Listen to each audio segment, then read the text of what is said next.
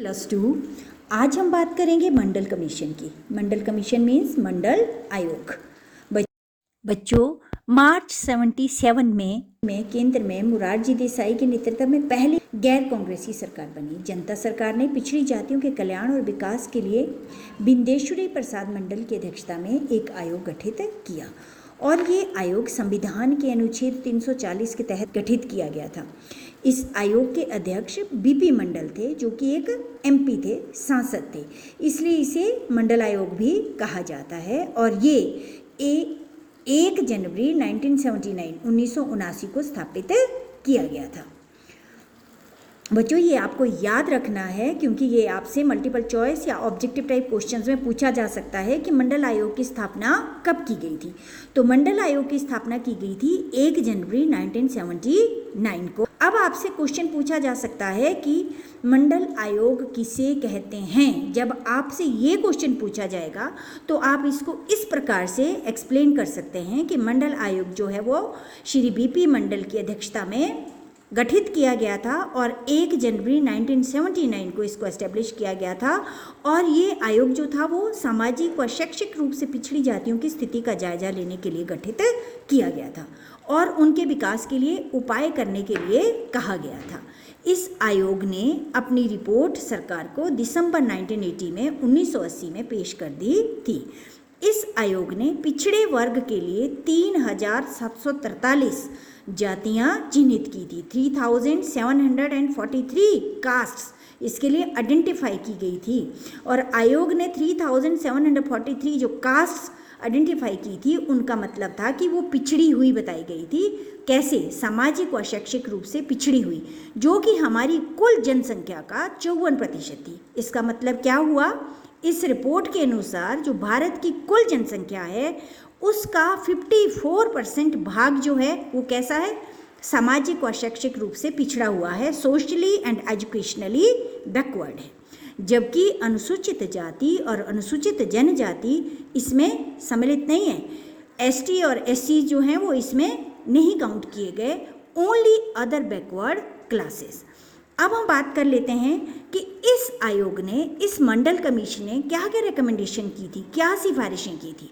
तो पहली जो चीज़ है बच्चों वो है अन्य पिछड़े वर्ग को, मीन्स अदर बैकवर्ड क्लासेस को, जिसको हम शॉर्ट में ओबीसीज बोलते हैं, उनके लिए सरकारी सेवाओं में 20% आरक्षण की सुविधा प्रदान की जाए। ये पहली सिफारिश थी मंडल कमीशन की। क्या थी?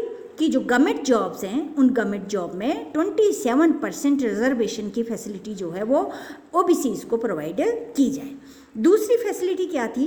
केंद्र तथा राज्य सरकार द्वारा संचालित समस्त उच्च तकनीकी, चिकित्सा, वैज्ञानिकी व व्यावसायिक शिक्षण संस्थानों में इस वर्ग को आरक्षण की सुविधा प्रदान की जाए। इसका मतलब क्या हुआ कि सेंट्रल गवर्नमेंट, स्टेट गवर्नमेंट के द्वारा जितने भी इंस्टीट्यूशन चलाए जाते हैं, चाहे वो टेक्निकल एजुकेशन के हैं, मेडिकल एजुकेशन के हैं, साइंस एंड प्रोफेशनल एजुकेशन है, उनमें इनको रिजर्वेशन प्रोवाइड की जाए।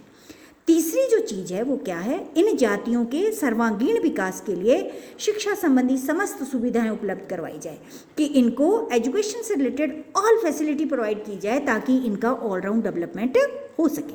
इन वर्गों को आर्थिक सहायता देने के लिए एक अलग से पृथक वित्तीय संस्था का निर्धारण किया जाए। क्या किया जाए? एक फाइनेंशियल सेपरेट इंस्टीट्यूशन इनके लिए बनाया जाए जो इनकी हेल्प करे। इन वर्गों से संबंधित भूमिहीन कृषकों, श्रमिकों आदि को विशेष आर्थिक सहायता व सुविधाएं प्रदान की जाएं। आयोग की सिफारिशें जो थी ये थी कि जितने भी लैंडलेस फार्मर्स हैं या लेबरर हैं उनको क्या दिया जाए? फाइनेंशियल एड दी जाए और फैसिलिटी प्रोवाइड की जाए ताकि वो अपनी डेवलपमेंट कर सके।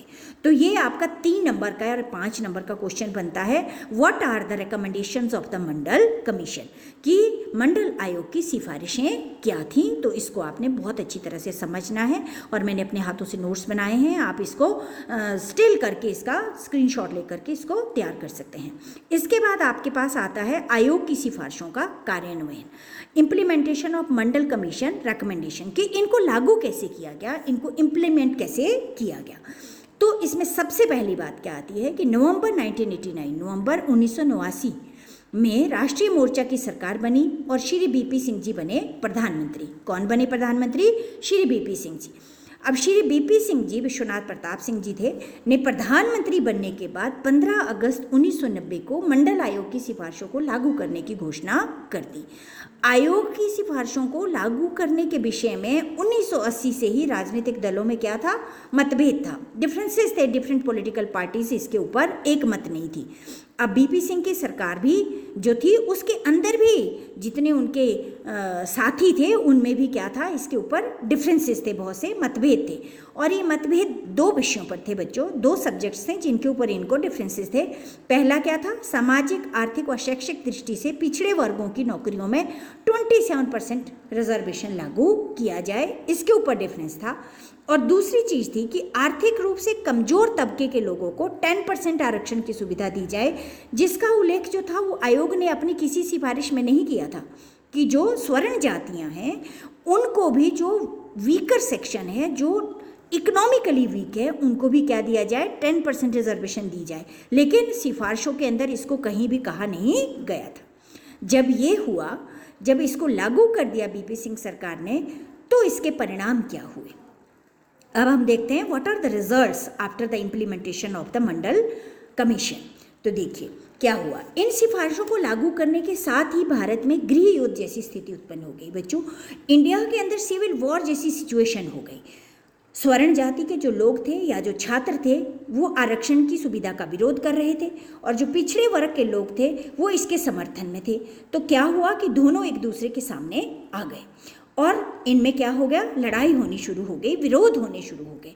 आरक्षण विरोधी जो युवक थे उन्होंने अपने विरोध को क्या किया? वायलेंट कर दिया, हिंसक रूप दे दिया उसको, और देश के अनेकों भागों में हड़ताल, धरने, प्रदर्शन, तोड़फोड़, रेल रोकना, बसों को जलाना, आत्मदाह करने जैसी खबरें आने लगी। उस समय बच्चों, बहुत से बच्चों ने आत्मदाह किया था। एक अनुमान के अनुसार लगभग 48 छात्र छात्राओं ने जहां आरक्षण का विरोध करते हुए आत्मदाह करने का प्रयास किया, वहीं केवल 1990 के सितंबर महीने के अंदर ही अरबों रुपए की सार्वजनिक संपत्ति जो थी वो नष्ट कर दी गई थी, उसको नुकसान पहुंचा था। कानून और व्यवस्था की स्थिति जब बिगड़ती हुई देखकर सरकार इस मामले को क्या किया? सुप्रीम कोर्ट ले गई। जब गवर्नमेंट को लॉ एंड ऑर्डर की प्रॉब्लम हुई, तो लॉ एंड ऑर्डर की प्रॉब्लम होने की वजह से गवर्नमेंट इस मामले को कहाँ ले गई? सुप्रीम कोर्ट में ले गई। अब छात्रों का विचार क्या था? छात्र चाहते थे कि जो रिजर्वेशन है वो जाति पर आधारित ना होकर के आर्थिक पिछड़ेपन पर आधारित होनी चाहिए। इसका मतलब क्या हुआ कि जो रिजर्वेशन है उसके लिए कास्ट आइडेंटिफाई ना की जाए, बल्कि ये देखा जाए कि इकोनॉमिकली कौन लोग बैकवर्ड है और किसको इसका असल में इसकी ज़रूरत है। ये बच्चों का मानना था, ये स्टूडेंट्स का मानना था, छात्रों का विचार था, और इसलिए इस विवाद को सुप्रीम कोर्ट में ले जाया गया। अब जब ये चीज़ सुप्रीम कोर्ट में चली गई, तो सुप्रीम कोर्ट में जाने के बाद बच्चों क्या हुआ? नेक्स्ट जो हमारा पॉइंट आता है वो है historical judgement of the supreme court, कि उच्चतम न्यायालय का ऐतिहासिक निर्णय क्या था। अब सुप्रीम कोर्ट ने क्या डिसीजन दिया? आरक्षण के मुद्दे पर उच्चतम न्यायालय मतलब सुप्रीम कोर्ट ने की एक विशेष पीठ ने 16 नवंबर 1992 को अपने ऐतिहासिक निर्णयों में सुना दिया कि न्यायालयों ने बीपी सिंह सरकार द्वारा अन्य पिछड़े वर्ग को सरकारी सेवाओं में 27% आरक्षण देने की जो घोषणा की थी उसको उन्होंने वैध ठहराया। उन्होंने कहा इट इज़ लीगल, परंतु विकसित वर्गों को इससे वंचित कर दिया। लेकिन जो डेवलप्ड वर्ग थे, जो इसकी ऐसी क्लासेस थी जो विकसित थी, उनको इससे वंचित कर दिया।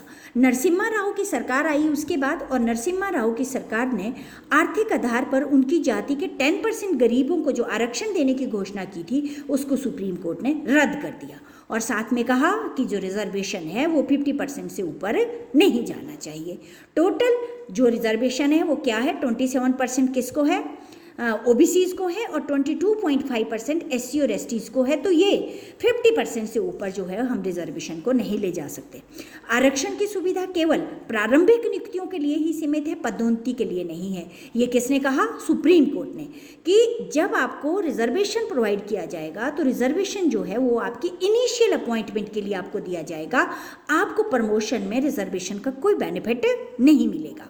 आरक्षण का प्रावधान जो है वो अधिशासी आदेश से भी संभव है, ऐसा सुप्रीम कोर्ट ने कहा। और एक बात और सुप्रीम कोर्ट ने कही बच्चों कि गैर हिंदुओं जैसे ईसाइयों और सिखों को भी आरक्षण की सुविधा का लाभ प्राप्त होगा यदि वह सामाजिक दृष्टि से पिछड़े हुए हैं, कि जो हिंदू नहीं है, इधर दे आर क्रिश्चियन, सिख और वो सोशली बैकवर्ड है, तो उनको भी इस फैसिलिटी से फायदा होगा। केंद्र, राज्यों व केंद्र शासित प्रदेशों की सरकारों को कहा गया कि 4 महीने के भीतर वे क्या करें, विद इन 4 months पिछड़ी जातियों की पहचान करें। They have to identify the backward classes या backward castes in their states, और उसके लिए क्या करें, आयोग गठित करें। They have to form the commission for the identification and for the facility providing to OBCs. अब सरकार ने क्या कदम उठाए, अब जब कोर्ट ने ये फैसला दे दिया तो इसके बाद बात आती है कि what are the steps taken by the government. Government ने क्या कदम उठाए, सरकार ने क्या क्या इसके लिए किया। सरकार ने सबसे पहले क्या किया कि समृद्ध वर्ग, क्रीमी लेयर, आपने एक वर्ड सुना होगा, समृद्ध वर्ग की पहचान के लिए या क्रीमी लेयर को आइडेंटिफाई करने के लिए रामनंदन कमेटी को नियुक्त किया। और इस कमेटी ने अपनी रिपोर्ट जो थी वो सितंबर 1993 में सरकार को सौंप दी, जिसे स्वीकार कर लिया गया। 1993 में संसद द्वारा एक अधिनियम बनाकर अन्य पिछड़ा वर्ग के लिए एक राष्ट्रीय आयोग की स्थापना की गई। ये जो ओबीसीज हैं, इन ओबीसीज के लिए भी एक कमीशन फॉर्म किया गया और उस कमीशन को कहा जाता था NCBC, national commission for backward classes. इस आयोग का काम क्या था, सरकारी सेवाओं में आरक्षण प्रदान करने के लिए बनाई गई सूची में अधिसूचित की गई जातियों को जोड़ना, शामिल करना या निकालना, कि गवर्नमेंट जॉब में किस किस कास्ट के आदमी को ओबीसीज के तहत जो है वो क्या मिला, रिजर्वेशन मिलेगा, किसको मिलना चाहिए, किसको नहीं मिलना चाहिए, वो इस कमीशन का काम था। कौन सी कास्ट जो है वो उस लिस्ट के अंदर रहेगी और कौन सी कास्ट जो है वो इस लिस्ट से बाहर चली जाएगी, ये काम किसने करना था, national commission for backward classes. इसके बाद बात आती है कि अन्य पिछड़े वर्ग में से समृद्ध वर्ग की पहचान कैसे की जाए, identification of the creamy layer among the OBCs. न्यायमूर्ति प्रसाद की अध्यक्षता, जस्टिस हुए हैं प्रसाद, उनकी अध्यक्षता में 1993 में पिछड़े वर्गों में से समृद्ध वर्ग की पहचान करने के लिए बच्चों एक समिति गठित की गई और इस समिति ने 8 सितंबर 1993 को अपनी रिपोर्ट सौंप दी। इस रिपोर्ट में उसने संपन्न और समृद्ध वर्ग बताए, वो आइडेंटिफाई किए कि कौन है जो क्रीमी लेयर में आते हैं। तो बच्चों देखो, क्रीमी लेयर में कौन कौन आते हैं, भारत के राष्ट्रपति, उपराष्ट्रपति और सर्वोच्च न्यायालय के न्यायाधीश, संघीय और राज्य लोक सेवा आयोग के सभी सदस्य, all the members of union public service commission, ठीक है। विभिन्न आयोगों जिनमें चुनाव आयोग के सदस्य, लेखा नियंत्रक, परीक्षक आदि शामिल है। सभी सरकारों के प्रथम द्वितीय श्रेणी के अधिकारी, ऑल गवर्नमेंट, जितनी भी गवर्नमेंट है, स्टेट गवर्नमेंट और सेंट्रल गवर्नमेंट, इसके फर्स्ट एंड सेकेंड क्लास के ऑफिसर्स, सेना में कर्नल या उसके समकक्ष अधिकारी। अब देखो, 1 लाख से अधिक आय वाले सभी व्यापारी, और जनवरी 2004 में राष्ट्रीय जनतांत्रिक गठबंधन की जो सरकार थी उसने राष्ट्रीय पिछड़ा वर्ग आयोग की सिफारिश पर इस सीमा को 1 लाख की सीमा को बढ़ाकर 2.5 लाख कर दिया। मीन्स कि जो व्यापारी 2.5 लाख तक बिजनेस करते हैं उनको ओबीसीज का फ़ायदा नहीं मिलेगा, जो कि 2018 में बढ़ाकर 8 लाख कर दिया गया है। 65% से अधिक सिंचाई योग्य भूमि के स्वामी, जिनके पास इतनी भूमि है कि 65% उनकी जो ज़मीन है उसमें सिंचाई की जा सकती है, उनको ओबीसीज का फ़ायदा नहीं मिलेगा। शहरी क्षेत्रों में आवासीय परिसर के स्वामी, जिनके शहरों में मकान है लेकिन वो ओबीसीज की कास्ट में आते हैं, उनको भी ओबीसीज का फ़ायदा नहीं मिलेगा, वो क्रीमी लेयर में आते हैं। सार्वजनिक बैंकों व उपक्रमों के प्रथम श्रेणी कर्मचारी, कि जितने भी नेशनलाइज बैंक हैं उन नेशनलाइज बैंक के फर्स्ट क्लास जितने भी पहली क्लास के एम्प्लॉयज़ हैं उनको भी ओबीसीज का फ़ायदा नहीं मिलेगा। संक्षेप में हम कह सकते हैं बच्चों कि 8 सितंबर 1993 से केंद्र सरकार की सेवाओं में 27% आरक्षण अन्य पिछड़े वर्गों को देने की व्यवस्था लागू कर दी गई। जो समृद्ध वर्ग था उसको आरक्षण का लाभ देने पर प्रतिबंध लगा दिया गया। इसके अतिरिक्त कोई भी सरकार सरकारी सेवाओं में 50% से अधिक आरक्षण की व्यवस्था नहीं कर सकती, वो चाहे स्टेट गवर्नमेंट हो या फिर सेंट्रल गवर्नमेंट हो। जबकि तमिलनाडु, कर्नाटक, राजस्थान, मध्य प्रदेश, ये सरकारें अपने राज्यों में अन्य पिछड़े वर्गों के लिए 23% आरक्षित स्थानों में से अधिक स्थान आरक्षित करने की मांग कर रही थी। एक और बनाया गया इसके लिए कॉरपोरेशन, उसका नाम है national backward classes finance and development corporation, राष्ट्रीय पिछड़ा वर्ग वित्त एवं विकास निगम। इसका क्या काम है बच्चों? संपूर्ण भारत में रहने वाले पिछड़े वर्ग में शामिल लोगों की आर्थिक स्थिति सुधारने और उनके विकास को ध्यान में रखते हुए राष्ट्रीय वर्ग वित्त एवं विकास निगम का गठन किया गया कि उनको इकोनॉमिकली क्या किया जाए, फाइनेंस किया जाए। ये निगम पिछड़े वर्ग के विकास और कल्याण के लिए बनाई गई योजनाओं के लिए वित्तीय सहायता उपलब्ध करवाता है तथा केंद्र सरकार एवं राज्य सरकारों को इस वर्ग के विकास और कल्याण के संबंध में योजनाएं बनाने के लिए प्रोत्साहित करता है। ये वित्तीय सहायता कृषि, तकनीकी, व्यवसाय, लघु उद्योग, धंधों और यातायात सुविधा को ध्यान में रखते हुए प्रदान की जाती है। उम्मीद करती हूँ बच्चों कि ये आपको समझ में आया होगा and it will be helpful for your exams. Thank you very much.